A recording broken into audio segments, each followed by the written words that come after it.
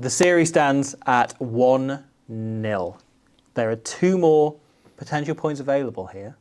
Australia need a win in the way they took in, obviously, 2001 and then again in 2013 to bring the series to a decider.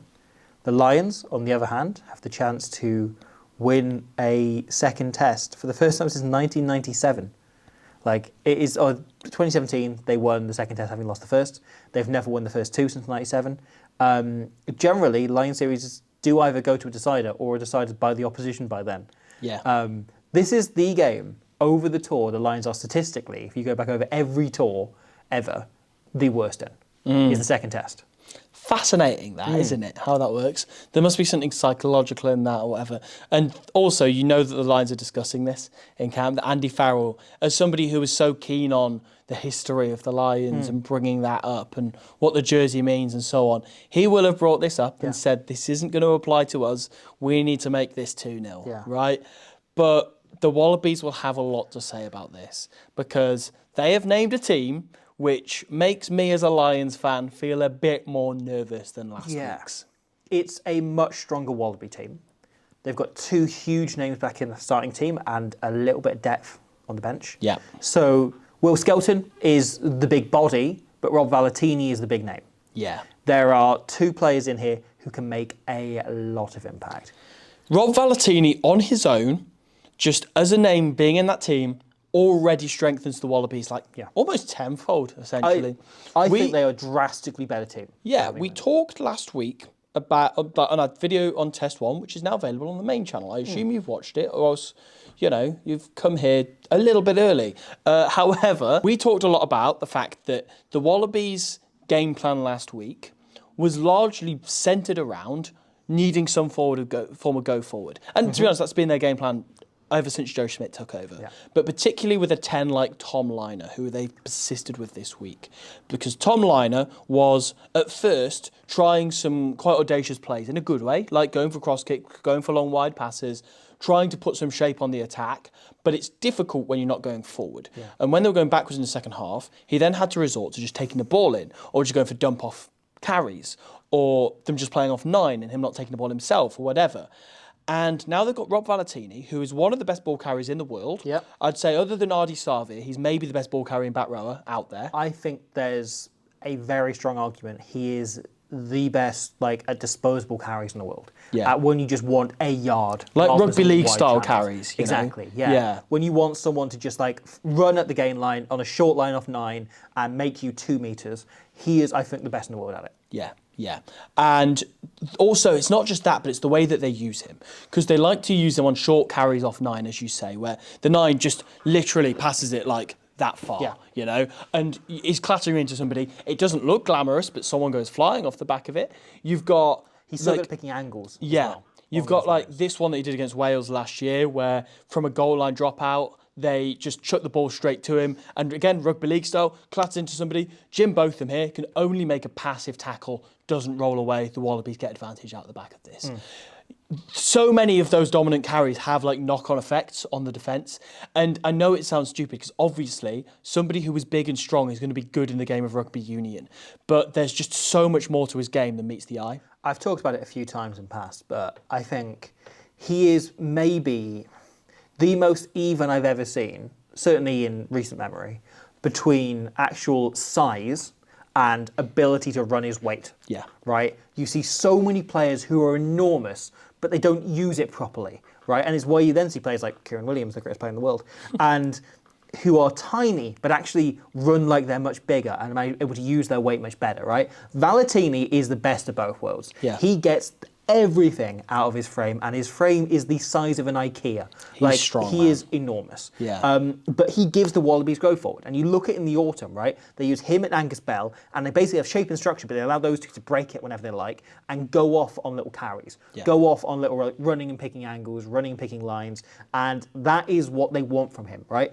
Is him to come in and generate fast football so that they can play off that. And we saw the Wallabies at times really struggle to get into anything. They didn't play anything because Joe Schmidt, as I said in the main channel, inherently conservative coach, right? And even though his Wallaby team are by far the most expansive and the most kind of risk-taking he's ever coached, there are still absolutely like things baked into that are typical Joe Schmidt things, right? Yeah. In that, yes, they'll play to width, yes, they'll throw off loads much more, but they like to wait for penalty advantage, and they only like to go forward ball, right? It's not a risk if you're moving forward, Exactly. and you've created that space for real, rather than making it 50-50. It's like, we'll take the risk, but we want to reduce it from a 50-50 to a 70-30, right? And on go forward ball, you can do that. So Valetini gives you that. Will Skelton, also enormous. Yeah. He's not a ball carrier in the same way, but he's a physical presence who can give you that. There was a really interesting comment after the first test by Ronan O'Gara, who you may have heard of, who is obviously his coach at club level with La Rochelle, right? And he said, the thing about Will is, not you, you are slightly smaller than Will Skelton. I am. I'll concede that one. You standing on your own shoulders is probably still smaller than Will Skelton. Yeah. I'm 6'2", by the way, if anyone asks. You're about the size of his boots. He genuinely has like size 18 boots, doesn't Something he? like that. Or like 46. I know boots. Cameron Skelton's got like size 23 boots or something. It's mental. Anyway, carry on. Yeah. But yeah, O'Gara said that he's the sort of guy who needs 4 or 5 games to get back up to full fitness, and you won't see much impact from him in. He's hung him out to first dry appearance. there a little bit, hasn't he? Yeah. I can't help but wonder if he's thrown that as a grenade to Joe Schmidt, because he also acknowledged in the same post-match that Joe Schmidt reads all the papers and he reads what people like say about his squad in the lead up to a game, so he can use that as motivation or whatever. Hi Joe, if you're watching. Yes, hello. That'd be hilarious if you watched this shit heap. But yeah, I can't help but wonder if O'Gara's kind of done that deliberately. But it's a weird thing to say about your own player who you coach, isn't it? It is, but also there's probably just some level of insight there and kind of putting it out there of like, well, no, I've coached him in the past, I know what Could he's be like, entirely right? truthful. Exactly, and I think it probably is. Like, I think that's probably O'Gara's whole approach. But regardless of whether or not he's had time to get up to speed, he's still Will Skelton. Yes. And he is still the biggest man on earth. Yes. So, you know, you spoke about players earlier who like are just big lumps who don't have much subtlety to the game. That used to be Will Skelton about 10 years ago. Now he's a proper beast. And again, talking about ball carriers, once again, they have kept Angus Bell on the bench and opted for James Slipper to stay at loosehead. Again, this is something that we spoke about it before, but that probably backfired a little bit last week because of the lack of those two in Valetini and Skelton. Whereas now they've persisted with Slipper as probably a slightly more solid, reliable, dependable scrummager and a leader around the park. What do you think to that? So I think it's interesting because last week it felt very much like Joe Schmidt targeted the last 20 minutes and he wanted players coming off the bench. With McDermott, obviously, who can change any game, the best number 21 in the world. But number 22 this week because they've gone 6-2, which is the other side of this, right? I think they've done the same again, but they're hoping that the reinforcements of the starting team can add up a little bit more and they can hold in the game for long enough that they can then come on and smash things. Yeah. So Bell is on the bench, that makes a difference coming on, but also Lange Gleeson is on the bench, which gives you another big ball carrier coming on. The right? trifecta of that, I think, Skelton, Valetini, Gleeson trio, that's huge. They could have put Ura in. But imagine so tackling that. He's great. You've then got Jeremy Williams as well. That's an interesting addition. I thought he was very good at the weekend in the first test. So him coming on, adding a bit of stability, but also something very different to Skelton. He's very good at picking angles and kind of like being a bit explosive. Yeah. So the great thought of him ball adding player as something different, well. Yeah. Changing up that threat a little bit. And then the 6-2, which that is the other interesting thing. Carlo Tizzano keeping his place on the bench as well. Yes. Who came on, good ball carrier. Exceptional tackler, really quick off the line. Yeah. Like proper line nuisance. speed is maybe the main thing he brings as well. Yeah, Like he's just so good sheer at getting up there. physicality. He's almost the Tom Curry-ish mould, right? He would not like to hear that you say that. But no. There's a great story out there. They ran into each other in a dentist and Tom Curry blanked him and Colin Tizzano took it personally and has been fuming ever since. So that is a true story, apparently. Yeah. Tizzano told it himself. So I think that's a really interesting Wallabies team. It should be much stronger. I think you can see what Schmidt's doing. The one big question is the halfbacks. Yeah. That they've persisted with Jake Gordon, again, who I don't think had his best game last week. I really rate Jake Gordon as a nine. I've defended him quite a lot. He's an incredibly technical nine. Yeah. He's got a great pass and he's got a really good kicking game. He's a very Joe Schmidt nine. Yeah. And he can just make a game plan tick. Yeah. That is what he's in the team to do. He's much less flashy than McDermott. And there is a question mark over whether that's what you want. The 6'2" is a really important part of this, because on the side of physicality and go forward, I really back 6'2". However, at the same time, you need to look after Tom Liner. And as a guy on his second test start here, and his first didn't go entirely to plan, you've got Ben Donaldson covering every position in the backs. You're looking at one injury, and Tom Liner is forced to play the 80. Or you're sticking Tate McDermott on the wing, or Jake Gordon, or whatever. You're having to mix something about, which probably isn't ideal. Donaldson can play 12, can play 15 as well. So with that in mind, I can't help but wonder whether they've put too much into Tom Liner. Because if it doesn't work this week, it'll be too late to change it for Test 3. Yeah, really intrigued by Andrew Callaway missing out as well. Yeah. He was very good when he came off the bench, and he's obviously the guy sacrificed for the 6'2". And again, we spoke last week about them needing ball players. Yeah. And they've clearly, instead of putting an extra one in Callaway, they will have instead spoken to Potter, spoken to Ikitau, spoken to Tom Wright, Suaalii, and said, you guys need to step up. You guys need to play more ball. Because Liner had a shaky game last week. And I don't think it's a judgment on him. I think he's been great at Super Rugby level. But I think that was a really difficult afternoon for him. He's a few caps off. Yeah.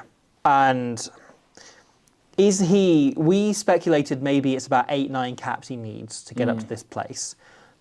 Can he do it in one? Is it he's now got the nerves out of his system and he's been bollocked for his performance for a week and then backed and gone like, no, but we know you can sort this out and you can fix this. And another way of phrasing that is we say he needs 8 more right, caps to do this. Maybe it's he needs 8 more caps to do this without Rob Valetini and Will Skelton next to him. Yeah. Genuinely, that might be a part of it. And yeah, I think that with regards to those halfbacks, there's every chance that Joe Schmidt will stick on McDermott 2 minutes into the second half rather than 20 this time, and would change things up really early on. Yeah. Interesting, isn't it? The ghost of Noel Olaseo does continue to float over this series, which is a shame. Yeah. However, there is another ghost floating over the series, and it's Owen Farrell. The Lions have made 3 changes to their starting 15, then a bunch more on the bench. Andrew Porter comes in at loose head. Yeah. This is the one that isn't in any way, sort of injury enforced, right? So we'll get on to the others. Andrew Porter at loose head, I thought was a downgrade on Genge last week. I thought Genge was outstanding. He's been outstanding all tour. Yeah. And I thought particularly when I watched it back a second time, I was like, oh, Genge was unbelievable in this. Yeah. Like, there's a few moments in the video that highlight it, but I thought he was brilliant. I think what this allows you to do, though, is Porter didn't bring much impact off the bench. We talked about it before the first test, right? If he came on against the Brumbies and really did. And I think maybe they've rolled the dice and they've gone, well, our forwards didn't bring impact off the bench. Like, that bench was basically a flop and did not inject anything. I think Farrell has prioritised the bench, similar to Schmidt last week, a little bit, and he's moved Genge in there because he will come on, he'll be fuming, he'll kick up a fuss. He's now paired with his new best mate, Jack Morgan, and they can come on together. And you've kind of got a bench who I think are a bit stronger. Like Morgan, I think, is more likely to make an impact off the bench than Ben Earl, who is a very good player, but one of those guys who's just better starting. Like, he's not going to come on and change things, where Morgan can play in a number of different ways. I would have actually argued that the other way around, Yeah, no. They're both very good, whatever role you stick them in. Yeah. You're right about that Porter theory, though, because it's a 23-man game. If you've got somebody who, as you say, maybe Andy Farrell's just characterised Andrew Porter as not a bench player at this point, just like he's a guy who'll only work if you start him, even if you bring him off after 30 minutes or 40 minutes, whatever, and just stick Genge on as early as you can with the old Franco Smith Italy tactic of rolling off your props early, because he got more out of, I think it was Ceccarelli starting at that time, and then realised that he would get knackered after half an hour and roll him off, and he had better players on the bench. And well, a big part of that was wanting your best scrummager scrum against tired opposition props, right? Yeah. So instead he'd roll them on after half an hour, his best props. Yeah. So that's a possibility right here. So there's every possibility that some of these subs will happen earlier than they think, potentially in the first half. I don't think Farrell was a first half sub. He's probably not. I think you're looking at 45 minutes. It's probably not. Last time I called that was the Andre Pollard World Cup semi-final. So I'm not going to put all my money on that. But you're right. You might have characterised Porter as that kind of player. He's only any good when starting. And if you stick him on the bench, you're reducing it to a 22-man game. Yeah. You know, if you're not getting impact, Genge, you will get impact. Yeah. Because you're right, he'll be fired up. And ball carrying is one of his big things. He's destructive in everything he does. So I back that call. Yeah. Okay, the other change, Ollie Chesham comes to the second row. I Yeah. think a lot of people expected this. They've gone with the same balance in terms of Burns still being at 6 rather than moving him into the second row with Joe McCarthy injured and out of this game. So Ollie Chesham comes in. He had earned this spot. Yeah. He played well enough to start over the tour matches. I don't think you can argue with this too much. It was the toss of a coin regardless. Yeah. And Joe McCarthy picking up an injury. Really feel for him. He's been brilliant all tour. But Ollie Chesham, yeah, he deserves to have a start in this. The bit of this that I really feel for Scott Cummings. Yeah. And again, like, Andy Farrell knows James Ryan extremely well. Yes. Also, Andy Farrell knows ball more than I do. He knows how to bloody pick a rugby team more than I do. So I saw this brought up, right? And James Ryan's stats from the midweek game against the First Nations Pacifica team, right? He obviously picked up a yellow card, made 2 tackles and 2 carries. And those look like terrible stats. But then you look at it, and I think he hit the most rucks of anyone during his period on the pitch. Okay. And I think what he's being brought in to do is purely hit rucks. Yeah. And he's probably gone similar to Adam Beard 4 years ago when he came to the test team, right? And they went like, you are in here to scrum more line out because we're playing the Springboks, right? I think he's been told, you are coming in to hit rucks. I don't want you to touch the ball. If you make a tackle, that's fine. You'll have to do it. But like, do not worry about the ball. Just purely clean out. And I think James Ryan is in this team to try and up the speed of the game rather than to involve himself directly. Yeah. I think he's more there. He won't come on and make an impact in the way I think Scott Cummings has in passing this tour, in the way Gregor Brown did at the weekend, in the way Chesham can, right? Yeah. I think instead he is being looked at as a guy who can come on and allow other people to have a more notorious impact. That's a really good point. It's potentially preempted Australia's 6-2 bench as well, knowing that they will have Carlo Tisano trying to make a mess of everything. You know, they'll have Longy Gleeson trying to just destroy things at the breakdown. And having James Ryan in to just lock down those scrums potentially could be a big difference. Again, I still do feel for Scott Cummings. It doesn't change that because I think he's been one of the best locks on tour. But you're right that clearly that's James Ryan's point of difference. And again, who else in this, certainly in starting pack, is going to do that? On the bench, you've also, as you mentioned, got Jack Morgan who's come onto the bench. And the breakdown is his area of... The Tipuric hat fell away. Oh, no. In a moment of the passing of the baton. The 7 jersey's been retired. Yeah. Yeah.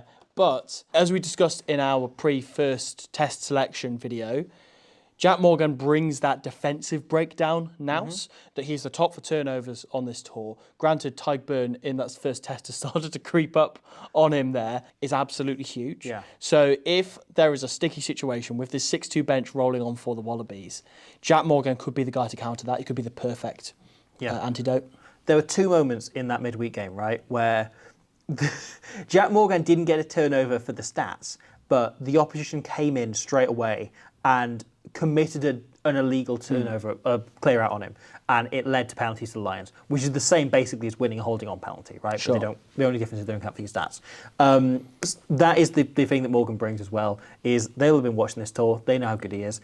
Also, he played against a lot of these players in the World Cup. The scars of that still go very deep for a lot of these players, especially Valetini's talked about like that as the worst moment of his life that night. I doubt he's going to be thinking about when Jack Morgan comes on, obviously, but he's got form against the Wallabies. He has so much more to his game as well. He's so good in those wide channels. He's so good on like short carries. He can play across the back row as well. Yeah, he can play middle or edge as well, which is quite important. He can fit any role. The point where Sheehan comes off, Kelleher comes on. If they want to swap it round and put Kelleher in the middle, they've preferred him as an edge forward. But if they do want to swap that round, it's an option. It's something we talked about. You brought up when we were watching the FMP game back, right? Or watching it live. It's so weird watching Jack Morgan only play one role in a team because you're so used to with Wales, he's everything. With the Ospreys, he's everything. With Wales, they go like, okay, Jack, you're our good player, so we're going to make you our main jackal threat, our main tackler, like flying off the line. We're going to make you our main carrier. We're going to make you our middle forward. And we're going to make you our edge forward. We're going to make you our captain. We're going to make you our kicker. We're going to make you our line-out jumper. Would you mind just doing all of it? And whereas with the Lions, they just make him, they're just like, Jack, you're going to play number 6 this week. Yeah. It's like, what about the rest of the positions? Oh, no, we've got 14 other lads who are going to turn up and do those. Yeah, so that was very much the vibe, I think. And that's I don't know. I'm excited to see Jack Morgan go. Yeah. I think he's a great addition. I think to he'll this bring team. something to the bench. I think so. For sure. I think so. So, other change we should talk about, which is a really interesting one. Well, it was going to be 2 changes. So he was going to swap out the 2 Scottish centres for the 2 Irish centres, and Bundy Oki and Gary Ringrose were going to come in at 12 and 13. However, Ringrose picked up a concussion, so instead, Hugh Jones starts at 13. Ringrose still concussed again. Yeah, the had FMP game. reoccurring symptoms. Yeah, That's horrible. I didn't realise that they were Yeah, intending to put Ringrose yeah. in. So Ringrose was going to start. Fascinating.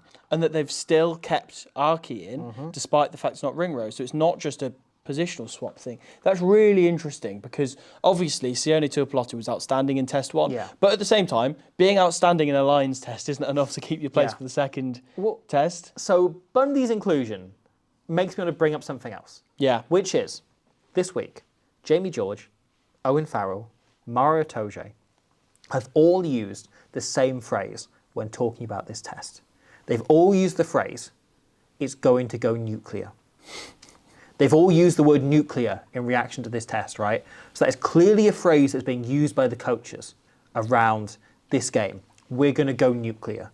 Which to me, my assumption from that is pure power. We're going to blow them off the park. So Bundy comes in. So Chesham comes in. So Jack Morgan comes in as a different ball carrying option. So James Ryan. James Ryan, yeah. So Genge just coming off the bench, right? Like, it feels like this is what they're building towards. Is they're going to be much more direct this week. Yeah, And then okay. Owen Farrell comes in on the bench to be a bit more direct than Marcus Smith. He's a bit more fiery as well, Yeah. isn't he? And with Bundy, you know, you may be, but it's a bit of a risk. But Sione Tuipulotu, we remarked on this while we were watching the first test, is extremely calm in the way he carries himself and everything he does on a rugby pitch. Like, I'm genuinely in awe of like how cool he stays at all times as somebody who is sometimes used as a crash ball centre. Like, you expect them to always be extremely fired up and so on. And I'm not saying he's not, but you know what I mean? Like, he's extremely cool-headed. Whereas Bundy, again, he's kind of the opposite. I'm not saying he's not able to be calm, but he will bring pure aggression, manic aggression, as Paul O'Connell would put it. And maybe you're right, that is it, that they've just gone, we just need somebody to punch up the guts. And Ringrose, again, very capable of that. Not that he's coming in, but yeah, that's a tasty one. I wonder if it's possible that Farrell had 3 different tweaks on the game plan for each 3 tests. It's possible. And based on, stadiums, based on scenario, based on opposition, who they're expecting to play and so on. Likely weather conditions. Yeah. I mean, this is being played in the MCG, the My Chemical Romance, which is a 100k seater stadium. Enormous. Yeah. Does have that problem of being a cricket pitch, so like the pitch is in the middle, quite far away from, especially the seats high up. But that's going to add a lot of occasion here as well to the whole thing going nuclear. Yeah. And the final component of this, we mentioned it, well, there's 2 final components to this. One, Blair Kinghorn's come onto the bench. I think that's a really good sub to make because he covers everywhere in the back line. And there were little technical glitches in the backfield last week. And Blair Kinghorn can just plug those. If you need to stick him on the wing without him having played there that much on his tour, he's played sort of 60-odd minutes there in his first game back, he will have no issue. You know, he's extremely experienced. If Lowe or Freeman has a poor game, and he also brings an extra kicking option. We've talked for quite a long time. We have mentioned the headline. Yeah. Right? Which is Owen Farrell is about to become the second player to ever play in 4 successive Test series in the professional era. That's crazy. After Alan Wynne-Jones. And so well deserved. Yeah. Obviously, we're both big fans of the rugby player Owen Farrell. Yeah, we talked about it after the FMP game. Yeah. I think both of us were very tempted by putting Owen Farrell in, and he's done it. Now that he's done it, it feels like a no-brainer. You know what I mean? As a Lions fan, you look at that and you just see a safety blanket on there. Somebody who can calm things down, coming in as a 10 or as a 12. You'd probably imagine they're going to try and leave on Finn Russell for as long as they can because they've centred so much of the game plan around him. But also, if you put on Farrell instead, he's not going to do anything different. He's not going to do anything bad. He's got just as good a passing game as Finn Russell has. He's got a really good kicking game as well.